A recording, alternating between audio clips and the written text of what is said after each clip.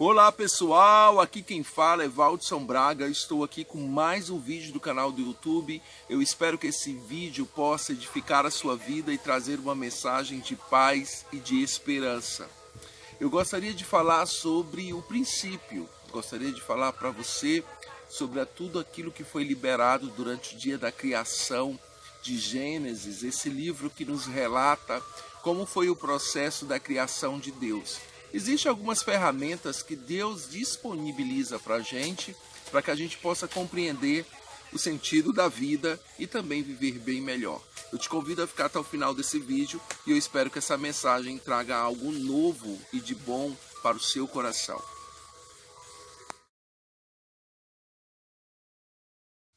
Hoje eu me encontro no meio de um jardim e nesse lugar que brota a inspiração, também tem o vento, tem o som de uma cigarra, tem também vegetação, tudo isso emite a criação do processo desse grande artista que é o próprio Deus. A primeira coisa que Deus criou foi a terra e o céu. Foram as primeiras coisas que está lá registrado no livro de Gênesis. Detalhe, a palavra diz que a terra era sem forma e vazia. A terra não tinha função nenhuma, não tinha uma identidade. Quando Deus parte para fazer o primeiro campo missionário, quando ele chega na terra, ela começa a ter um propósito, ela começa a ter um sentido para existir. Eu não sei se isso fala do seu coração, quando eu digo sobre sentido e sobre propósito. O que tem falado aí dentro e tem gritado como pedindo uma resposta para esses tempos? Diante disso, a gente vê que o Deus, quando chega na terra, ele começa, quando a presença dele chega, ela encontra um propósito e uma identidade. Então, toda vez que Deus se conecta com a sua criação, também nasce um propósito. Então, a terra dali começa a ter fundamentos, ela começa a ser gerada, ela começa a ter a vegetação, ela começa a ter, naquele lugar, também colocado os animais, mas aí Deus vai dando sentido em tudo que ele vai fazendo, ele vai dizendo que é bom. Tudo que ele faz, ele diz a palavra que está lá escrito, e isso foi bom aos seus olhos. Então nós temos um Deus que não só cria, mas que também contempla a sua criação. E diante disso, o que é que a gente observa? Que na vida da gente, quando Deus não está no centro da nossa vontade, a gente não entende qual é o nosso propósito, não entende qual é a nossa identidade, porque a gente acaba querendo se encontrar em outras coisas. E quantas vezes a gente tenta se entregando a um sentimento de relacionamento, querendo que o outro seja a fonte que nos faça feliz. Toda vez que a gente procura algo fora de nós para completar a nossa essência e nos fazer feliz, nós seremos infelizes. Diante disso, nós precisamos descobrir que existe sim formas da gente se conectar com esse Criador e dar sentido para os nossos dias. Diante disso, quando Deus vai criar o homem, ele tira da terra o homem. O homem não nasce no céu, né? O homem nasce na terra. Ele pega a terra, começa a modelar um boneco e ele faz ali uma escultura.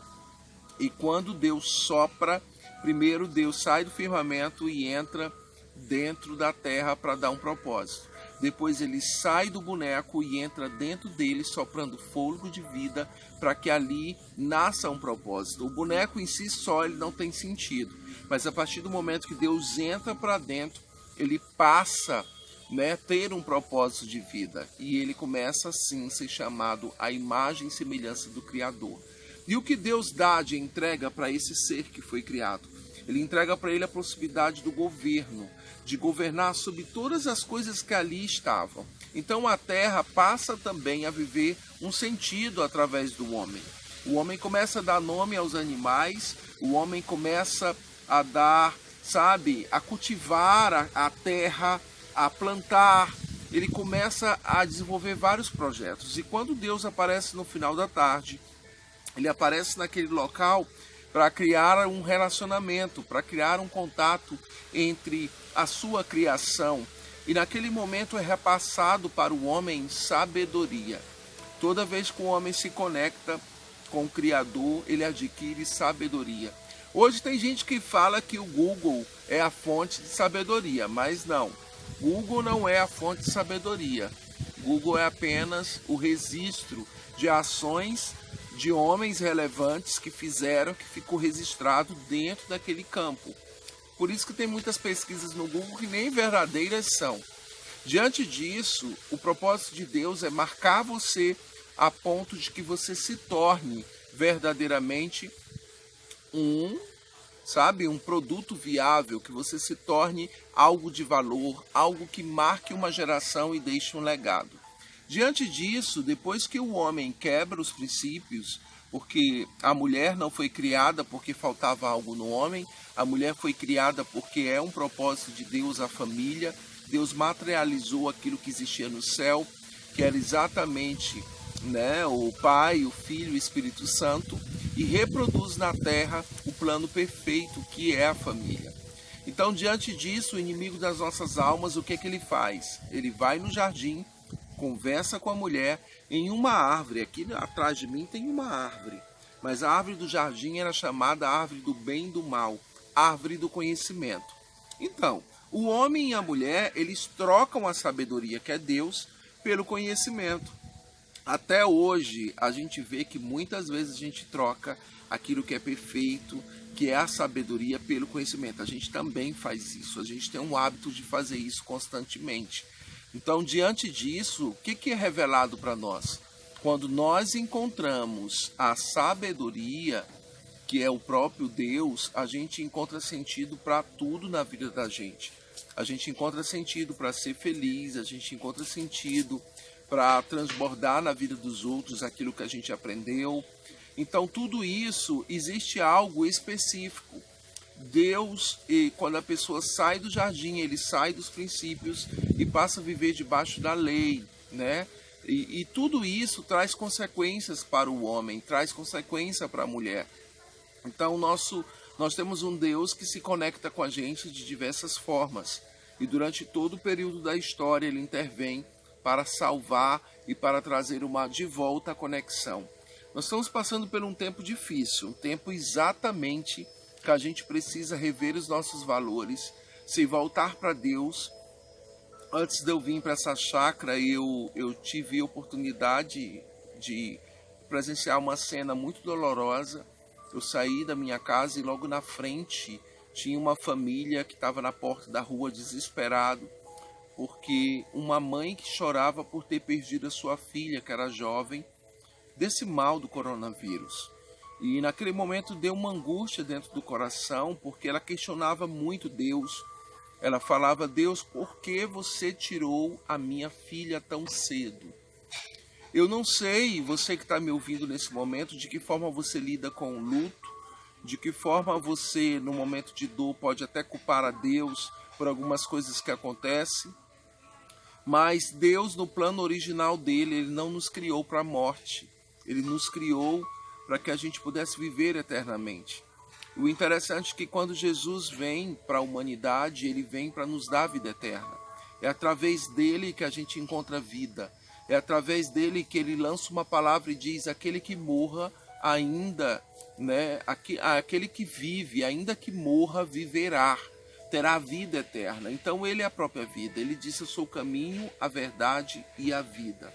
E quando Jesus ele denomina como caminho, a verdade e a vida, ele entrega nesse caminho os princípios que nós necessitamos para ser feliz e para viver bem.